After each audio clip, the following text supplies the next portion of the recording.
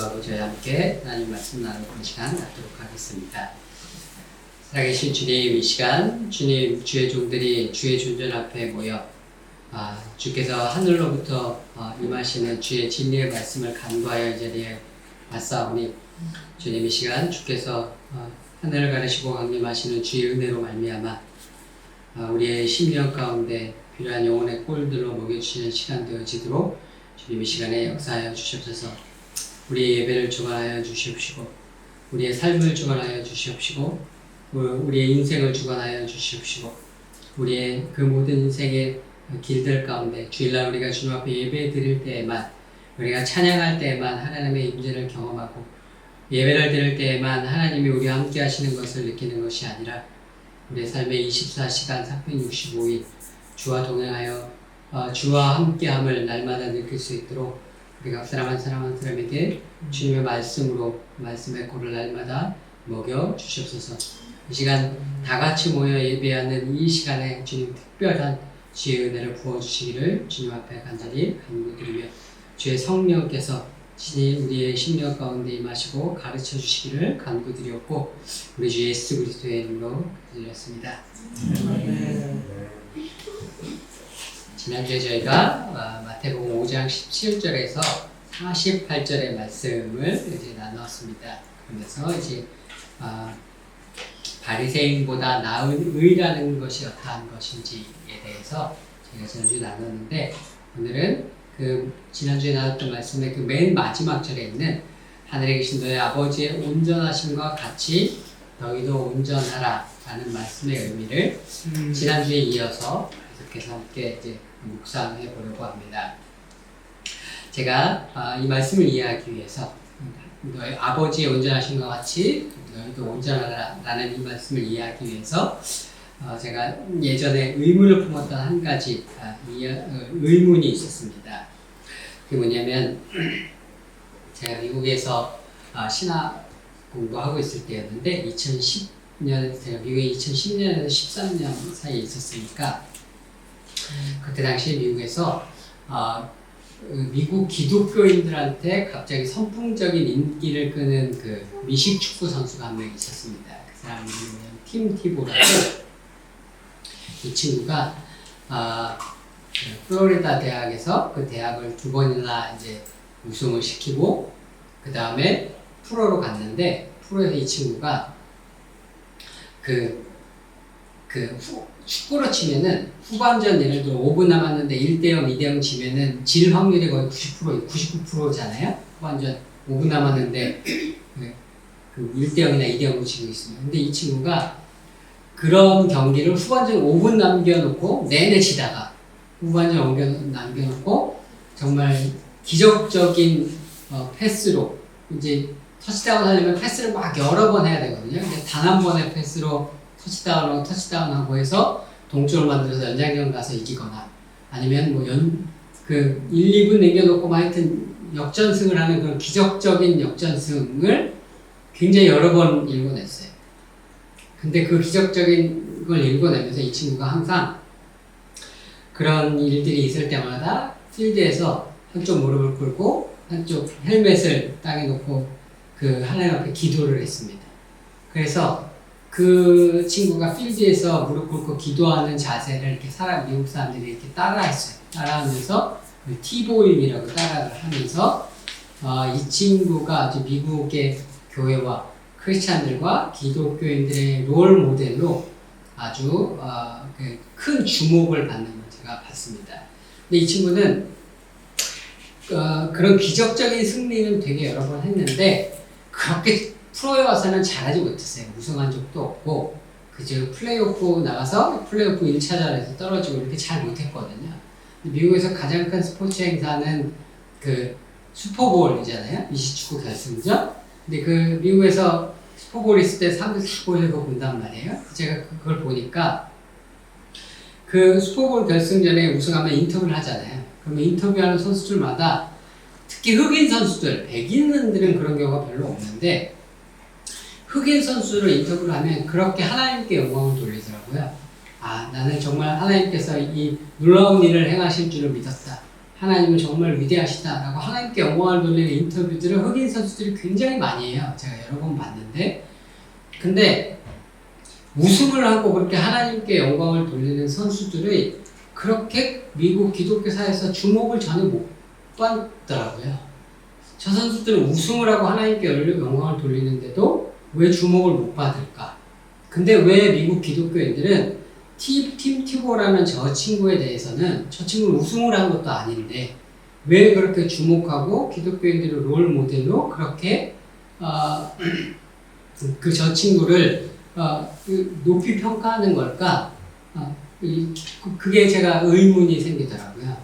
근데 이게 혹시 미국 사회에서 인종차별이 있으니까 티보는 백인이고 다른 흑인 선수들은 그 하나님께 영광을 선수들은 흑인들이어서 인종차별적인 마인드 때문에 그런 것인가? 무엇 때문일까? 이제 그 부분이 제가 이렇게 되게 궁금했었어요. 근데 팀 티보라는 이 친구 같은 경우는 원래 부모님이 선교사였어요. 어릴 적에 제가 정확하게 어딘지 모르겠는데 하여튼 필리핀인가 어디에서 어릴 적에 살았고 대학 생활에서부터 그 친구들 같은 대학 풋볼팀에 있었던 친구들이 증언하기를 그의 삶이 얼마나 모범적이었는지 그러니까 20축구 선수들이니까 뭐 파티 이런 것도 되게 많이 하고 할 거 아니에요? 그런 것도 전혀 안 하고 그의 삶이 얼마나 정말 모범적이었는지를 주변에서 늘 사람들이 증거를 하더라고요. 근데 이제 흑인 선수의 경우는 근데 흑인 선수를 보면 말은 늘 하나님께 영광을 돌립니다. 하나님 위대하십니다. 하나님께서 큰일 행하셨습니다. 우승하면 인터뷰에 대해서는 그렇게 하는데 그 친구들이 미국사에서 삶에서 보여주는 모습들이 어떤 거냐면 여자친구를 주먹으로 쳐서 완전히 기절을 하는 모습이라던가 그래서 법정에 출두하는 모습이라든가 이런 거란 말이죠. 그러니까 제가 그것들을 보면서 미국 사람들이 왜 팀 티보는 높이 평가하고 흑인들은 그렇게 하나님께 영광을 돌려도 저 사람들에게 주목하지 않는지 그 이유를 거기서 발견하게 된 거예요. 팀 티보는 자기의 말뿐만 아니라 자기가 하나님을 증거하고 티보 같은 경우에는 여기다 까만색에다가 316 이렇게 써놓고 다녔거든요. 요한복음 3장 16절 그걸 해놓고 다녔는데 그가 행하는 행위, 말, 그의 삶이 모두 일치되고 온전했었던 거죠. 그 삶이 온전했기 때문에 사람들이 그를 롤 모델로 생각하고 그를 따라하려고 그를 높이 평가했었던 것인데 그리고 그가 전하려고 하는 복음의 메시지와 그의 기도와 그 모든 것들을 온전한 믿음의 표현으로 따라하려고 했었던 것인데 이 흑인 선수들의 경우는 말은 하나님에게 영광을 돌리지만 그들의 삶이 그들의 말과 일치하지 않고 온전함이 없었기 때문에 사람들이 그들의 말만 가지고서는 그들의 그 온전한 하나님의 사람이라고 여기지 않았던 것이구나 라고 생각이 됐습니다. 제가 아프리카에서 보게 되면은 아프리카에는 대단한 사역자들이 알려지지 않은 대단한 사역자들이 많아요.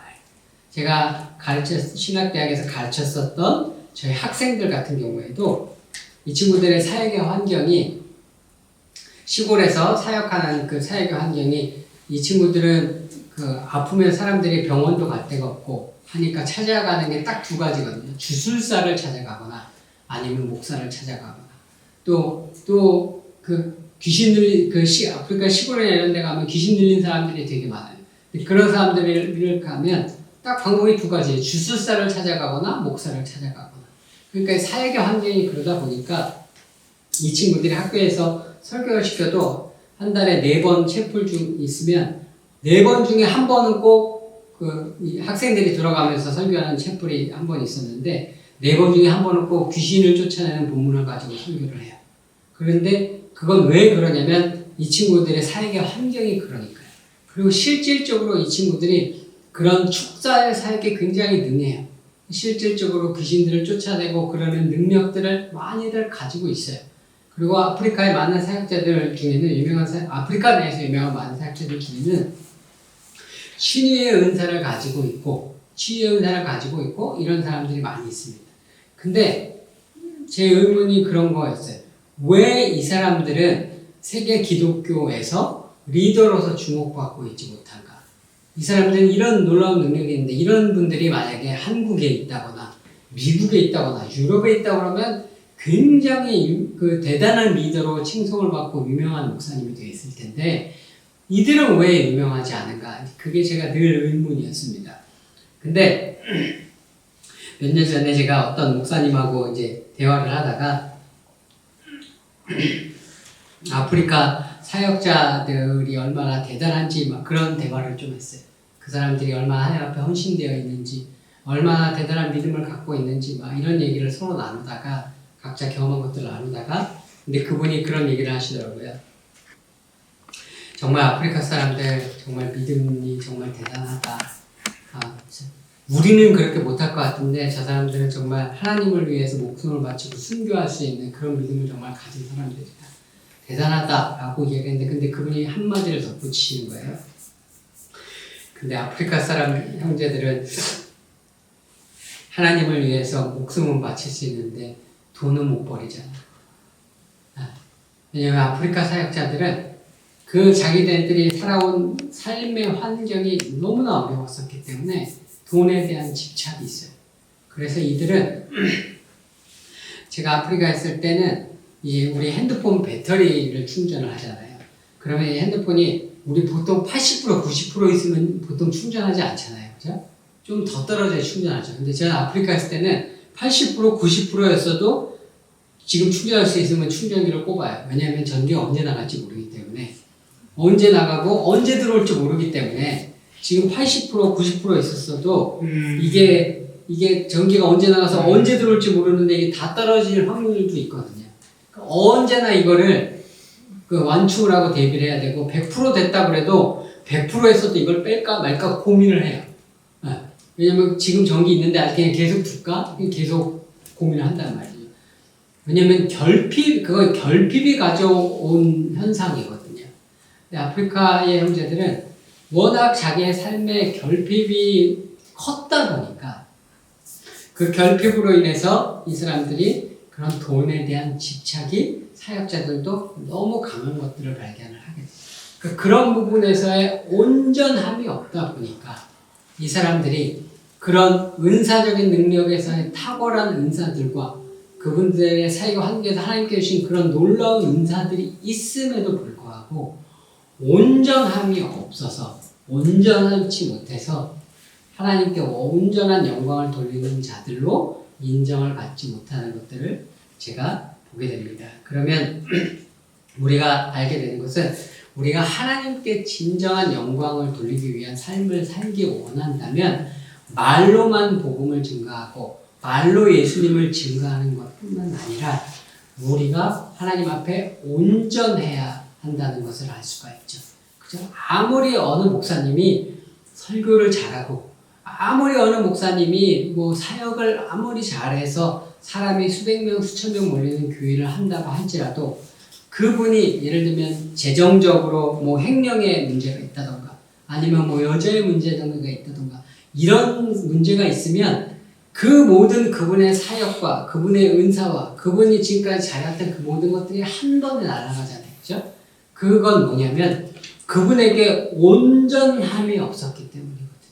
그래서 우리가 하나님께 영광 돌리는 삶을 살기 위해서는 우리가 그 온전함을 갖춰야 이제 하는 겁니다. 그래서 하나님께 영광 돌리는 삶을 산다는 것은 단순히 말로 복음을 전한다는 것이 아니라 복음이 완전히 우리의 삶이 되어진 온전함을 갖추는 것을 이제 의미를 하는 겁니다.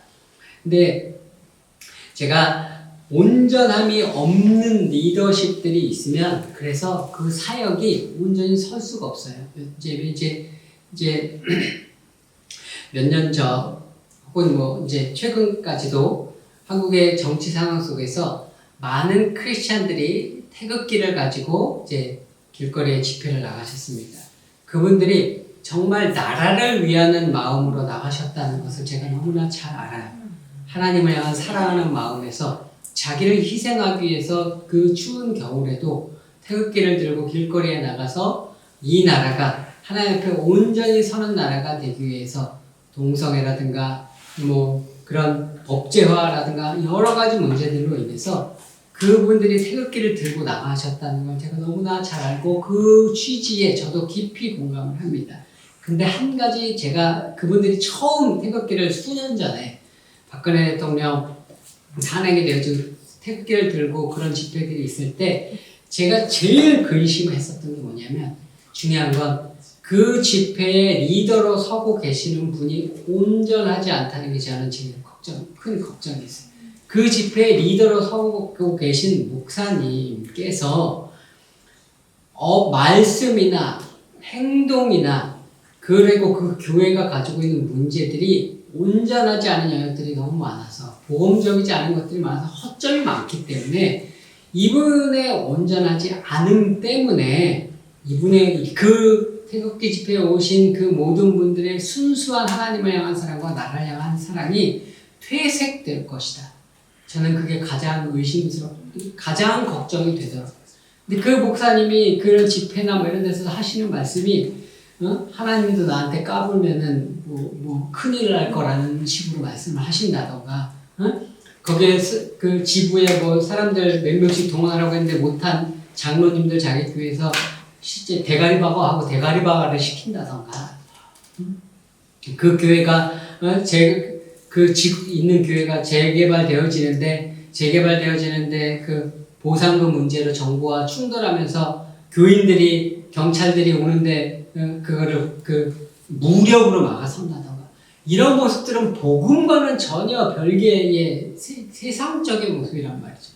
그분들이 그 리더이신 분이 그 모습, 온전하지 않은 모습을 가지고 있는데 그분이 리더로 선 집회에 나가시는 분들이 아무리 그분들의 신앙의 순수함과 하나님을 향한 사랑과 나라를 향한 사랑으로 태극기를 들고 그곳에 간다 한들 그 온전하지 않음 때문에 그분들의 모든 순전한 동기가 퇴색되어지고 사람들에게 그분들의 온전한 신앙의 동기가 인정받지 못할 것이라는 것이 너무나 눈에 보였기 때문에 그것들이 제가 너무나 안타까웠었던 기억이 있습니다. 그래서 우리가 하나님 앞에 우리가 복음적인 부분에서 우리가 온전해야만 복음이 온전히 증거되어질 수 있고 진정으로 하나님께 영광을 돌릴 수가 있습니다. 우리가 목회자의 자녀들이 삐뚤어지는 경우나 아니면 교회 중직이신 뭐 장로님이나 이런 분들 자녀가 삐뚤어지는 경우들 중에도 그런 경우들이 많이 있죠. 자기 아버지 목사님은 사랑하라고 용서하라고 맨날 앞에서 설교하는데 그래서 그걸 듣는데 보면 집에서 자기 아버지는 자기 엄마를 사랑하지 않아요.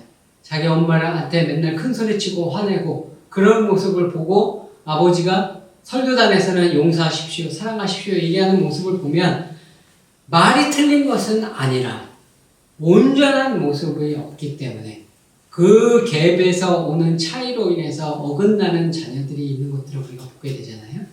그렇기 때문에 우리가 복음을 증거한다고 하는 것은 단순히 말로 예수 그리스도의 죽으심을 증거하는 것이 아니라 우리의 온전함을 갖추는 것이 복음을 증거하는 데 있어서 얼마나 중요한 요소인지. 그래서 예수님께서 아버지의 온전하심과 같이 너희도 온전해라. 그래야 이같이 너희 빛을 사람 앞에 비추게 해서 하늘에 계신 아버지께 영광을 돌리게 하라 라고 하기 위해 필요한 것으로 하나님과 같이 온전하라 라고 말씀을 하신 겁니다. 그러면 이 온전하다는 것이 이제 무엇인지를 우리가 좀 이해를 해야 되는데요. 보통 우리가 하나님 앞에 이런 온전함을 갖춰야 한다 이런 메시지들은 우리 크리스천들에게 흔히 그냥 인기 있는 메시지는 아닙니다. 왜냐하면 이거는 그냥 다 아는 얘기 같거든요. 성경에도 다 있는 얘기고 교회도 오래 다녔고 늘 들었던 얘기고 성경에서 여러 번 읽었던 얘기고 평범한 얘기고 다 아는 얘기니까 그렇게 사람들이 여기에 크게 이런 말씀에는 반응을 잘 하지 않아요. 사람들이 주로 반응하는 건 뭐냐면 놀라운 능력, 은사, 병 고치는 은사, 놀라운 계시의 은사, 놀라운 그 귀신을 쫓아내는 은사, 그 다음 오늘날 이란 뭐 이런 일, 이스라엘 이런 일들 가운데에서 일어나는 하나님의 그것이 어떤 계시, 하나님의 어떤 계시 속에서 일어나는 것인지 이런 오늘날 놀라운 계시를 깨닫고 그것을 증명하는 것과 같은 그런 일들에는 사람들이 놀라움을 가지고 반응하지만 이런 예수님께서 이미 명확하게 우리에게 오래전부터 해주신 말씀에는 사람들이 크게 반응하지 않습니다. 그런데 이 온전함이라는 것은 예수님께서 모든 사람들에게 온전하라고 주셨어요. 그러니까 모든 사람에게 해당되는 명령이란 말이에요. 근데 우리가 갖기 원하는 은사, 사역자들을 특히 정말 그런 계시의 은사를 갖기 원하고 병 고치는 은사를 갖기 원하고 축사의 능력을 갖기 원하잖아요, 사역자들은. 그러면 부흥이 될 것 같잖아요. 그죠?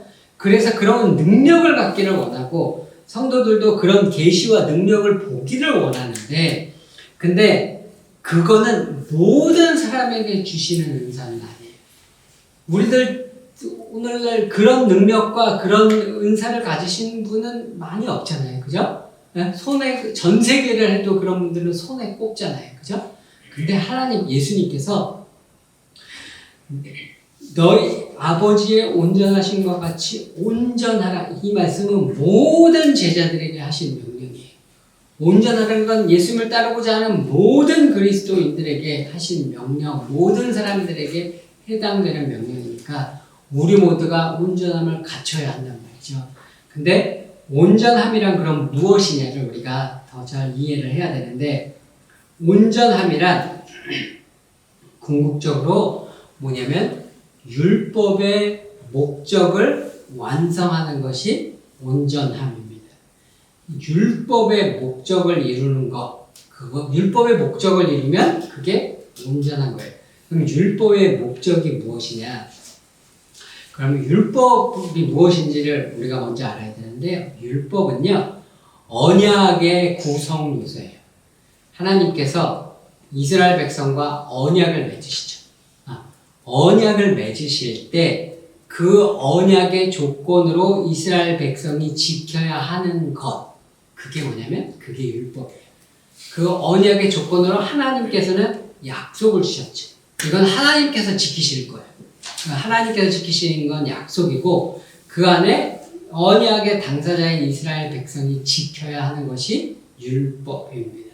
그래서 이 언약이 유지되고 완성되어지기 위해서 이스라엘이 율법을 지켜야 되는 거예요. 그러면 율법을 지키는 것이 이제 율법의 완성인데 구약에서는 우리가 율법에 10계명에서부터 출애굽기, 레위기 이런데 수많은 율법 계명들이 있죠. 수많은 율법과 계명들이 있는데 그거를 중세의 학자 마이마니디라는 스페인에 살았던 중세의 율법학자, 오늘날의 모든 랍비들이 이 사람을 가장 위대한 신학자라고 생각해요. 마이마니디가 중세에 뭐라고 그랬냐면 구약에는 총 613개의 율법이 있다고 그랬어요. 613개의 하라와 하지 말라는 율법의 계명이 있다라고 얘기를 했습니다. 그런데 이 율법의 613개를 다 지켜야지만 율법을 지키는 거란 말이에요. 그죠? 근데 이 이스라엘 백성이 하나님과의 율법을 잘 지키지 못했죠. 그래서 이 율법을 지키지 못했기 때문에 하나님과 이스라엘 백성이 맺은 언약이 깨졌죠. 그죠? 그 언약이 깨졌기 때문에 예수님께서 깨졌으면 완전히 관계가 끝나야 되는데 그 관계가 끝나지 않고 이들을 사랑하셔서 이들과의 관계를 지속하기 위해서 하나님께서 하신 게 뭐냐면 예수님을 보내셔서 우리와 새로운 언약을 맺게 하셨죠. 그죠? 그 새로운 언약을 맺었기 때문에 이 새로운 언약에도 율법이 있어요. 이 새로운 언약을 조성시키기 위해서 율법이 있는데 이 율법은 율법을 쪼개면 또 뭐로 있냐면 여러 가지 계명으로 이루어졌습니다. 계명들이 합쳐지면 율법이 되는 거예요. 예를 들면 출애굽기에는 10계명은 10가지 주요 계명이죠. 그 다음에 뭐 얘기해 보면 제사에 관한 계명들이 있고 절기에 관한 계명들이 있단 말이에요. 이 계명들을 다 합치면 그게 뭐냐면 율법이 되는 거예요. 근데 예수님께서 새 언약을 맺으시면서 계명을 주셨는데 계명을 딱 하나만 주셨어요. 그게 뭐냐면 서로 사랑하라. 서로 사랑하라는 계명을 딱 하나만 주셨기 때문에 이 계명 자체가 새 언약의 율법이에요. 그래서 우리가 율법을 완성을 해야 온전해진다고 했는데 율법을 완성하려면 어떻게 해야 되면 계명을 지켜야 되는데 그 계명은 뭐냐면 서로 사랑하는 거. 서로 사랑하면 우리가 율법을 다 지킨 것이고 서로 사랑하면 우리가 율법을 다 완성하고 온전케 된 거예요. 그래서 이 예수님께서 말씀하신 이 새 계명, 서로 온전케 되기 위한 새 계명, 서로 사랑하라는 건 어떤 사랑이냐면 지난주에 나눴던 6가지의 예수님의 새로운 율법을 완성하라는 새로운 명령이 있었죠. 그렇죠? 예수님께서 6가지의 명령, 너희가 예전에는 이렇게 들었으나 살인하지 말라, 간음하지 말라, 이혼하려거든 증서를 써주라, 눈에는 눈, 이에는 이렇게 들었으나 그게 아니라 나는 이렇게 얘기한다 라고 6가지 예수님의 새로운 가르침을 말씀해 주시고 이게 율법을 완성하는 방법이라고 말씀드렸잖아요. 이 율법을 완성한 6가지 예수님의 새로운 이 방법을 그래서 단 한마디로 요약하면 뭐냐면 서로 사랑하라. 그래서 그 중에 나오는 건 한 가지가 예수님께서 이런 말씀하셨죠. 내가 오리를 가자면 십리를 가고 겉옷을 달라면 속옷을 내어줘라. 예수님께서 이런 말씀하셨습니다. 이 오리를 가자면 십리를 가라는 이게 뭐냐면 이 시대는 이스라엘이 로마의 식민지였습니다. 당시 로마법에 의하면 이 로마의 로마는 그 로마의 군인들이 통치하는 시대잖아요. 그 로마의 군인들이 수없이 이곳저곳을 이제 로마의 군인들이 다녀야 된단 말이죠. 로마의 군인들이 넓은 영토를 통치하기 때문에 끊임없이 로마의 군인들이 이동을 해요. 로마법에 어떤 게 있었냐면 로마의 군인들이 이동을 할 때 군인들이 이동하면 많은 물자들이 같이 가야 된단 말이죠. 그러니까 물자들도 같이 이동을 해야 되는데 그러면 군인들만으로 부족하단 말이에요. 그러니까 로마법에 어떤 게 있었냐면 군인들이 이동을 할 때 보이는 어떤 사람이든지 간에 잡아다가 그 사람한테 짐을 지우고 같이 군인들과 이동을 할 수 있게 했어요. 그래서 근데 단 한 개를 뒀습니다. 한 개가 뭐냐면 그게 오리. 딱 군인이 아무나 길거리에 가는 사람 잡아서 너 이 짐 들고 우리 따라와 하면 무조건 따라가야 되는 거예요. 근데 오리 딱 2kg 정도까지만 법으로 그렇게 정해져 있었습니다. 2kg. 그러면 내가 아무리 바쁜 일이 있어도 내가 뭐 부모님의 뭐 장례식이 있건 결혼식이 있건 로마 군인이 너 붙여서 너 이리 와 해서 이 짐 들고 따라가면 2kg는 무조건 가야 돼요. 그러니 그 로마 제국 시대에 사람들이 가장 싫어하는 법 중에 하나가 이거였대요. 그러니 우리나라 일제시대 때 생각해보면 일본 순사가 길 가는데 갑자기 불러서 너 이리 와 해서 짐 들고 따라가고 무조건 2km는 가야 되면 그 무거운 짐을 들고 2km는 무조건 따라가야 되는 거예요. 그러니 얼마나 이 법이 싫었고 얼마나 로마 군인들이 미혹했어요. 그죠? 네? 강제로 끌어다가 하는 폭압과 억압의 정치와 법이잖아요. 그죠? 식민지 국민들에서 이 죽일 놈들, 우리를 핍박하고 압제하고 우리를 이용해 먹는 이 나쁜 놈들이라고 할 수 있는 법이 바로 이거란 말이에요. 근데 그런 일로 인해서 사람들이 제일 싫어하는 이런 일들을 가지고 예수님께서 뭐라고 하시는 거냐면 로마 군이라고 말씀 안 하셨지만 누가 너에게 오리를 가자고 하면 십리를 가라. 이렇게 말씀을 하셨어요. 이게 로마 군인이 일본 순사가 있을 때 그렇게 끌어다가 너희로 와서 오리를 데려가면 로마 군인 입장에서 사람들이 다 자기를 싫어한다는 거 알겠죠. 이걸 시키면 저놈의 죽일 놈들 속으로는 부글부글 끓는다는 거 알겠죠. 근데 오리를 다 얻으니까 이제 너 가라 했는데 이 친구가 제가 힘드실 테니까 오리를 더 들고 가겠습니다. 이러면 이 군인이 어떻겠어요? 의아하겠죠. 왜? 왜?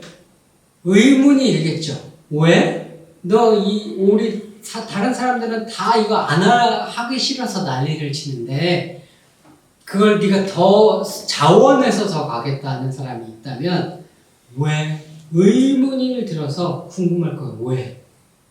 다른 사람들은 다 안 하려고 난리치고 다 우리 보고 나쁜 놈이라고 욕하고 정죄하고 미워하는데 너는 왜 그래? 물어보겠죠. 그러면 뭐라고 대답하겠어요? 우리가 사랑하는 예수님께서 우리를 사랑하셔서 우리에게 이렇게 큰 사랑을 베푸셨고 우리 주변에 있는 사람들에게도 그런 사랑을 베풀라고 하셨습니다. 그래서 우리가 이렇게 당신을 사랑하기를 원하고 예수님을 따라서 그렇게 이야기를 하게 되어진다면 그 사람이 예수 그리스도의 복음을 듣게 되겠죠. 그리고 그 예수 그리스도의 복음에 아마도 반응을 하게 되리라고 생각을 합니다. 왜냐하면 사람들은 흔히 어떻게 생각하냐면 사람들은 흔히들 그렇게 생각해요. 하나님이 계시다면 놀라운 능력을 하늘에서 불이 떨어지는 그런 기적적인 기적을 지금 보여주는 사람들이 다 믿을 텐데 왜 하나님은 그런 능력을 보여주시지 않냐고. 근데 성경을 보면 그렇지가 않더라고요. 엘리야가 그 놀라운 능력으로 하늘에서 불이 떨어져서 그 제단에 흠뻑 젖은 그것들을 하늘의 불로 다 태우는 그 기적을 해가고도 이스라엘 백성이 회개하지 않았어요. 아합이 회개하지 않고 이세벨이 회개하지 않고 오히려 엘리야를 죽이겠다고 더 날뛰더라고요. 기적을 본다고 사람들이 반응하지 않아요. 그런데 모든 사람들이 정죄하고 모든 사람들이 미워할 만한 짓을 하는 사람에게 누군가 그 사람이 디졸브하지 않은 한국말 뭐라 그러죠? 그 사람이 받을 만한 자격이 없는 사랑을 베풀면 모든 사람들이 제 나쁜 놈이라고 욕하고 손가락질 짓을 하는 사람에게 그 사람에게 모든 사람들은 그 세상 그 어느 누구도 베풀지 않는 사랑을 베풀면 그 사랑에 그 사람은 반응하게 되어 있습니다. 그래서 사랑은 가장 큰 능력입니다. 기적이 능력이 아니라 십자가의 희생의 사랑이 가장 큰 능력이에요. 그래서 예수님께서 그 십자가의 능력을 모두가 갖기를 원하셨기 때문에 그렇기 때문에 너희도 하나님과 같이 온전하라 말씀하셨던 것이고 그 온전케 되어지는 방법으로 서로 사랑하라 라는 단 하나의 새 언약의 단 하나의 계명을 주셨던 겁니다. 그래서 모든 사람에게 하나님께서 그렇게 기적을 일으키는 능력과 은사를 주시진 않았지만 하나님께서 모든 사람에게 부여하시기 원하시는 능력, 모든 사람에게 부여하시기 원하시는 은사, 모든 사람이 갖기 원하시는 능력과 은사, 부르심, 그게 뭐냐? 그게 십자가의 능력, 사랑의 능력입니다. 그래서 바울이 그래서 이렇게 우리가 사랑하게 되어지면 그것이 율법을 완성하는 거예요. 왜냐하면 율법의 새 언약에는 계명이 오직 서로 사랑하라 이 하나밖에 없으니까. 그래서 바울이 로마서 오늘 읽은 본문에 로마서 13장 8절에 이렇게 얘기했습니다. 남을 사랑하는 자는 율법을 다 이루었느니라. 사랑이 율법의 완성이다. 사랑이 율법의 완성이고 율법을 완성했으니까 그 율법을 완성한 자는 사랑하는 자는 하나님 앞에 온전케 되어진 거죠. 그것이 오늘 예수님께서 예수님을 따르는 예수님의 제자들에게 아버지의 온전하심과 같이 온전하라 라고 하신 이유입니다. 그래서 오늘날 우리 교회가 추구해야 할 것이 아니고 추구해야 할 것이 기적도 아니고 능력도 아니고 위대함도 아니라 교회가 추구할 것은 우리의 온전함이고 우리의 온전함이 어떻게 이루어지냐면 오직 그 서로 사랑하라는 예수님의 계명에 순종해서 우리가 사랑할 수 없는 사람을 사랑하는 자리에 서는 것. 그래서 온전케 되어지면 그 우리의 온전함을 통해서 우리가 빛과 소금의 역할을 세상에서 감당을 하게 되고 우리의 삶으로 복음을 증거하는 역사가 일어나게 되는 것입니다. 그래서 기적과 기사와 능력과 그것들을 하나님께서 주시면 그것을 통해서 우리가 복음을 증거할 수 있겠지만 그것이 없다 할지라도 십자가의 사랑과 능력으로 복음을 증거하고 하나님께 영광이 되는 온전함을 갖추시는 저와 여러분 모두가 되시기를 우리 주 예수 그리스도의 이름으로 축원드립니다. 이 시간에 다 같이 하나님 앞에 잠시 기도하도록 하겠습니다. 주님,